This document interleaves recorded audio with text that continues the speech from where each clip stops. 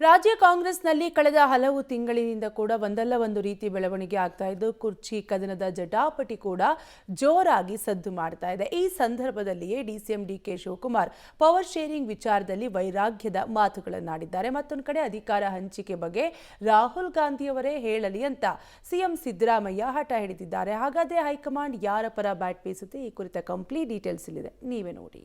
ಕುರ್ಚಿ ಕದನದ ನಡುವೆ ಶಸ್ತ್ರತ್ಯಾಗ ಮಾಡಿದ್ರ ಡಿಕೆ. ರಾಹುಲ್ ಗಾಂಧಿಗೆ ನಾನು ತೊಂದರೆ ಕೊಡಲ್ಲ. ಪವರ್ ಶೇರಿಂಗ್ ವಿಚಾರದಲ್ಲಿ ಡಿಕೆ ವೈರಾಗ್ಯದ ಮಾತು. ಕಾಂಗ್ರೆಸ್ನಲ್ಲಿ ಕುರ್ಚಿ ಕದನ ಜಟಾಪಟಿ ಜೋರಾಗಿದೆ. ಈ ನಡುವೆ ಪವರ್ ಶೇರಿಂಗ್ ವಿಚಾರದಲ್ಲಿ ಡಿಸಿಎಂ ಡಿಕೆಶಿ ವೈರಾಗ್ಯದ ಮಾತುಗಳನ್ನು ಆಡಿದ್ದಾರೆ. ಸಿಎಂ ಪಟ್ಟದ ಕದನದ ಬಗ್ಗೆ ದೆಹಲಿಯಲ್ಲಿ ಮಾತನಾಡಿದ ಡಿಸಿಎಂ ಡಿಕೆಶಿ ಹೈಕಮಾಂಡ್ ಎಳೆದು ತರಲು ನಾನು ಬಯಸಲ್ಲ ಎಂದಿದ್ದಾರೆ. ನಾನು ರಾಹುಲ್ ಗಾಂಧಿಗೆ ತೊಂದರೆ ಕೊಡೋದಕ್ಕೆ ಬಯಸಲ್ಲ ಎಂದಿರುವ ಡಿಸಿಎಂ ನಾನು ಪಕ್ಷದ ಕಾರ್ಯಕರ್ತನಾಗಿಯೇ ಇರಲು ಬಯಸುತ್ತೇನೆ ಎಂದಿದ್ದಾರೆ. I love to be a party worker than any position in the party. That is permanent for me. From 1980 I am a party worker. Until today I am continuing to be. ಇನ್ನು CM ಕುರ್ಚಿ ಬದಲಾವಣೆ ಬಗ್ಗೆಯೂ DCM DKShi ಪ್ರತಿಕ್ರಿಯೆ ನೀಡಿದ್ದಾರೆ. CM ಬದಲಾವಣೆ ಬಗ್ಗೆ ಯಾವುದೇ ಊಹಾಪೋಹ ಇಲ್ಲ ಅಂತ ಡಿಸಿಎಂ ಡಿಕೆ ಶಿವಕುಮಾರ್ ಸ್ಪಷ್ಟನೆ ಕೊಟ್ಟಿದ್ದಾರೆ. ಬ್ರೇಕ್ಫಾಸ್ಟ್ ಮೀಟಿಂಗ್ ಒಂದು ಸಾಮಾನ್ಯ ಪ್ರಕ್ರಿಯೆ, ಶೇರಿಂಗ್ ಕೇರಿಂಗ್ ಬಹಳ ಸಾಮಾನ್ಯ ಎಂದಿದ್ದಾರೆ. ಈ ಮೂಲಕ ಸಿಎಂ ಜೊತೆಗಿನ ಬ್ರೇಕ್ಫಾಸ್ಟ್ಗೆ ಹೆಚ್ಚಿನ ಮಹತ್ವ ಕೊಡೋದು ಬೇಡ ಎಂದಿದ್ದಾರೆ. It is a routine. We meet you also, we meet chief minister also, we meet common man also, we meet the industrialists, we meet businessmen, we meet bureaucrats, everyone. It is all their part of their life. Meeting, sharing, caring, all these things are a part of our system. ಕಾಂಗ್ರೆಸ್ನಲ್ಲಿ ಮುಖ್ಯಮಂತ್ರಿ ಸ್ಥಾನಕ್ಕೆ ಗುದ್ದಾಟ. ರಾಹುಲ್ ಹೇಳಲಿ ಎಂದು ಸಿದ್ದರಾಮಯ್ಯ ಹಠ. ರಾಹುಲ್ ಅಂಗಳದ ಆಟದಲ್ಲಿ ಗೆಲ್ಲೋರು ಯಾರು? ಹೌದು, ಸಿಎಂ ಡಿಸಿಎಂ ನಡುವಿನ ಕುರ್ಚಿ ಗುದ್ದಾಟ ಇದೀಗ ಹೈಕಮಾಂಡ್ ಅಂಗಳಕ್ಕೆ ತಲುಪಿದೆ. ಒಂದು ಕಡೆ ಸಿದ್ದರಾಮಯ್ಯ ಸಿಎಂ ಸ್ಥಾನ ಬದಲಾವಣೆ ಬಗ್ಗೆ ರಾಹುಲ್ ಗಾಂಧಿ ಹೇಳ್ತಾರೆ ಅಂತ ಇದ್ರೆ, ಮತ್ತೊಂದು ಕಡೆ ನಾವು ರಾಹುಲ್ ಗಾಂಧಿಗೆ ತೊಂದರೆ ಕೊಡಲ್ಲ ಅಂತ DCM DK Shivakumar master punch ಕೊಟ್ಟಿದ್ದಾರೆ. ಇವರಿಬ್ಬರ ಈ ಮುಸುಕಿನ ಗುದ್ದಾಟದಲ್ಲಿ ಹೈಕಮಾಂಡ್ ಬಡವಾಗಿದೆ. ಯಾರ ಪರ ನಿಲ್ಲೋದು ಅನ್ನೋ ವಿಚಾರದಲ್ಲಿ ಕಾಂಗ್ರೆಸ್ ಹೈಕಮಾಂಡ್ಗೆ ಗೊಂದಲ ಶುರುವಾಗಿದೆ. ಸೋನಿಯಾ, ರಾಹುಲ್, ಪ್ರಿಯಾಂಕಾ ಗಾಂಧಿ ಯಾರ ಪರ, ಯಾರ ವಿರುದ್ಧ ಅನ್ನೋದು ಪ್ರಶ್ನೆಯಾಗಿದೆ. ಸಿಎಂ ಡಿಕೆಶಿ ಇಬ್ರು ಕೂಡ ಹೈಕಮಾಂಡ್ ಕಾರ್ಡ್ ಪ್ಲೇ ಮಾಡಿದ್ದಾರೆ. ಆದರೆ ರಕ್ಷಣಾತ್ಮಕ ಆಟದ ಅಸಲಿಯತ್ತೇನು ಅನ್ನೋದು ಕುತೂಹಲ ಕೆರಳಿಸಿದೆ. ಕಾಂಗ್ರೆಸ್ನಲ್ಲಿ ತೀವ್ರಗೊಂಡ ಕುರ್ಚಿ ಫೈಟ್. ಮೈಸೂರಿನಲ್ಲಿ ಅಹಿಂದ ಕಹಳೆಗೆ ದಿನಾಂಕ ಫಿಕ್ಸ್. ಜನವರಿ 25ಕ್ಕೆ ಸಿಎಂ ಪರ ಬೃಹತ್ ಸಮಾವೇಶ. ರಾಜ್ಯದಲ್ಲಿ ಕುರ್ಚಿ ಕದನ ತೀವ್ರ ಸ್ವರೂಪವನ್ನು ಪಡೆದುಕೊಂಡಿದೆ. ಈ ನಡುವೆ ಜನವರಿ 6ರಂದು ಸಿಎಂ ಸಿದ್ದರಾಮಯ್ಯ ಸುದೀರ್ಘ ಅವಧಿಯ ಸಿಎಂ ಎಂಬ ದಾಖಲೆಯನ್ನ ಸೃಷ್ಟಿಸುತ್ತಾರೆ. ಆದರೆ ಇದೇ ಸಂದರ್ಭದಲ್ಲಿ ನಾಯಕತ್ವ ಬದಲಾವಣೆ ಆಗಲಿದೆ ಎಂಬ ನಿರೀಕ್ಷೆಯಲ್ಲಿ ಡಿಕೆ ಶಿವಕುಮಾರ್ ಬಣ ಇದೆ. ಆದರೆ ಸಿದ್ದರಾಮಯ್ಯ ಅವರಿಗೆ ಬೆಂಬಲ ಕೋರಿ ಅವರ ತವರು ಜಿಲ್ಲೆಯಲ್ಲೇ ಅಹಿಂದ ಸಮಾವೇಶವನ್ನು ಹಮ್ಮಿಕೊಳ್ಳಲು ನಿರ್ಧಾರ ಮಾಡಲಾಗಿದೆ. ಜನವರಿ 25ರಂದು ಅಹಿಂದ ಸಮಾವೇಶ ನಡೆಯಲಿದೆ. ಅಹಿಂದ ಸಮಾವೇಶ ನಡೆಸಲು ಹಿಂದುಳಿದ ವರ್ಗಗಳ ಜಾಗೃತಿ ವೇದಿಕೆಯಿಂದ ಪೂರ್ವಭಾವಿ ಸಭೆಯೂ ನಡೆದಿದೆ. ಮೈಸೂರಿನ ದಸರಾ ವಸ್ತು ಪ್ರದರ್ಶನ ಪ್ರಾಧಿಕಾರದ ಆವರಣದಲ್ಲಿ ಕಾರ್ಯಕ್ರಮ ನಡೆಯಲಿದ್ದು, ಸಿಎಂ ಪರ ಅಹಿಂದ ಸಮಾವೇಶಕ್ಕೆ ಒಳ್ಳೆಯದಾಗಲಿ ಅಂತ ಡಿಸಿಎಂ ಡಿಕೆಶಿ ಹೇಳಿದ್ದಾರೆ. ಜನವರಿ 25ನೇ ತಾರೀಕು ವಸ್ತು ಪ್ರದರ್ಶನ ಆವರಣದಲ್ಲಿ ಒಂದು ಸಮಾವೇಶವನ್ನ, ಅಲ್ಲಿ ಬಹಳ ಪ್ರಮುಖವಾಗಿ ಈ ಸಮುದಾಯಗಳ ಕಷ್ಟ ಸುಖಗಳೇನು, ಈ ಸಮುದಾಯಕ್ಕೆ ಇಂದು ಏನೆಲ್ಲ ಆಗ್ಬೇಕು, ನಮ್ಮ ಆಶೋತ್ತರಗಳೇನು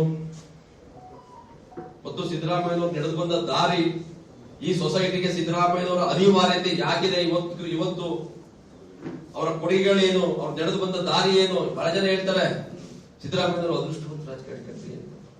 ಸಿದ್ದರಾಮಯ್ಯನವರು ಅದೃಷ್ಟವಂತ ರಾಜಕಾರಣಿ ಅಲ್ಲ. ಸಿದ್ದರಾಮಯ್ಯನವರು ಬದ್ಧತೆ ಇರುವಂತ, ಸಿದ್ಧಾಂತ ಇರುವಂತ, ಗಟ್ಟಿತನದ ದೊಡ್ಡ ನಾಯಕ.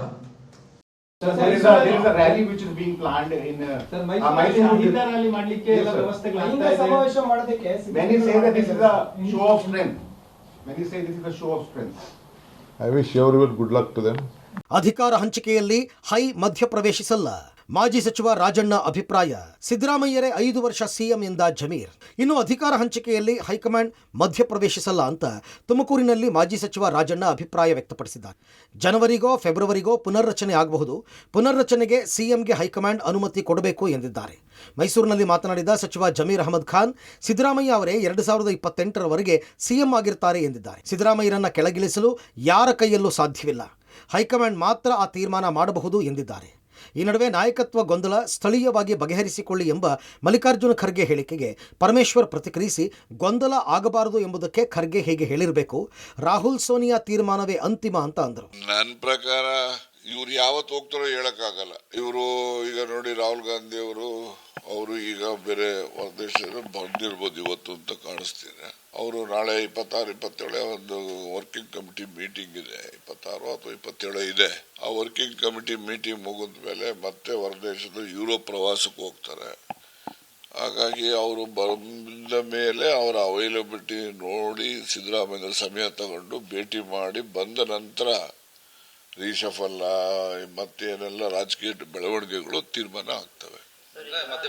ಜನವರಿ ಮಧ್ಯಭಾಗದಲ್ಲಿ ಅಲ್ಲ, ಅವ್ರ ಭೇಟಿ ಮಧ್ಯಭಾಗ ಆಗ್ತದೋ ಫೆಬ್ರವರಿ ಮಧ್ಯಭಾಗ ಆಗ್ತದೋ ಹೇಳಕ್ಕಾಗೋದಿಲ್ಲ. ಈಗ ಅವರು ಅಭಿಪ್ರಾಯ ಅವ್ರು ಹೇಳ್ತಾರೆ, ನನ್ನ ಅಭಿಪ್ರಾಯ ನಾನು ಹೇಳ್ತೀನಿ. ನಮ್ಮ ಪಕ್ಷ ಹೈಕಮಾಂಡ್ ಪಕ್ಷ.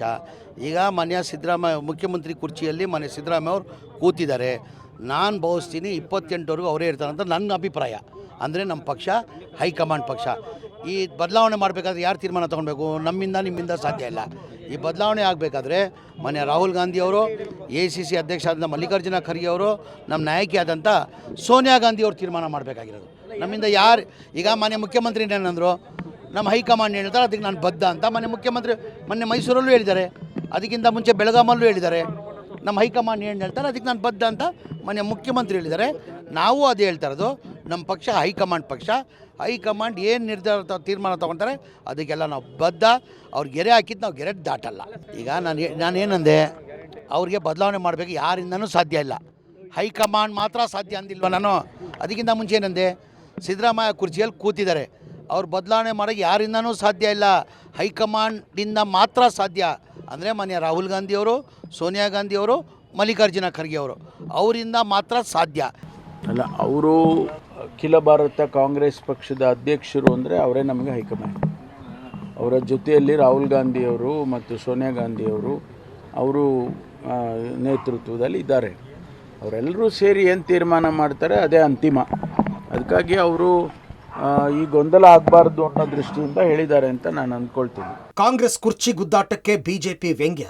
ಡಿಕೆಶಿ ರಾಜೀನಾಮೆ ಕೊಡ್ಲಿ, ಅಶೋಕ್ ಠಕ್ಕರ್. ಕಾಂಗ್ರೆಸ್ನಲ್ಲಿನ ಕುರ್ಚಿ ಗುದ್ದಾಟ ಸಾಮಾನ್ಯವಾಗಿ ಬಿಜೆಪಿ ನಾಯಕರಿಗೆ ಆಹಾರವಾಗಿದೆ. ಈ ಬಗ್ಗೆ ಅಶೋಕ್ ಮಾತನಾಡಿದ್ದು ಕಾಂಗ್ರೆಸ್ ಬೆಳವಣಿಗೆಗಳ ಬಗ್ಗೆ ವ್ಯಂಗ್ಯವಾಡಿದ್ದಾರೆ.